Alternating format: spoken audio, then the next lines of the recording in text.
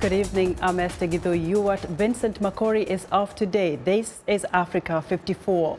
We begin our broadcast with a look at the African refugee and migrant crisis. The dire situation that has European leaders distressed has caught the attention of key policymakers in the United States.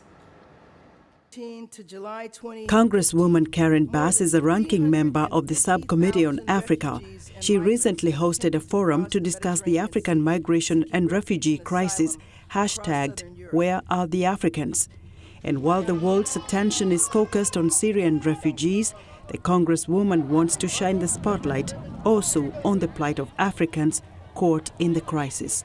Nearly a quarter of that total originates in refugee-producing nations in sub-Saharan Africa, including Eritrea, the Gambia, Nigeria, Somalia, and Sudan.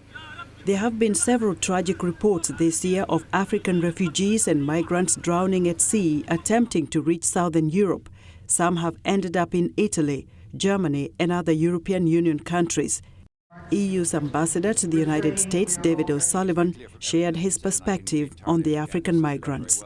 This is a multidimensional problem. You start with a migrant who turns up on your doorstep looking for asylum status, but then you work back through everything that has got that person there and the people who didn't make it there and what's happening elsewhere in the world. So it's going to require considerable ingenuity to address all the dimensions of this in an integrated way, because our systems don't always function in that way.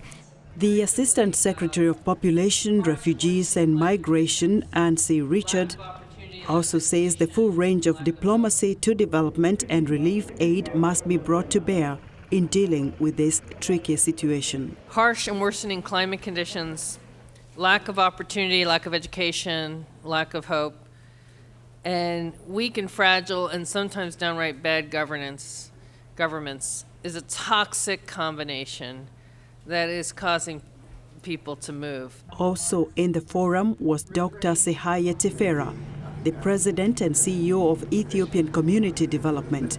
He says the international community need to pay attention to the African refugee and migration crisis before it is too late. The Eritrean refugees, about 39,000 of them in Israel. There is no possibility for them to be integrated there. There are a large number of Ethiopians and other Africans in the Sudan, in Kenya. The anti-immigrant sentiment that had existed for many, many years now in South Africa, we need to do something. Congresswoman Sheila Jackson-Lee summed up the theme of the hashtag, Where Are the Africans?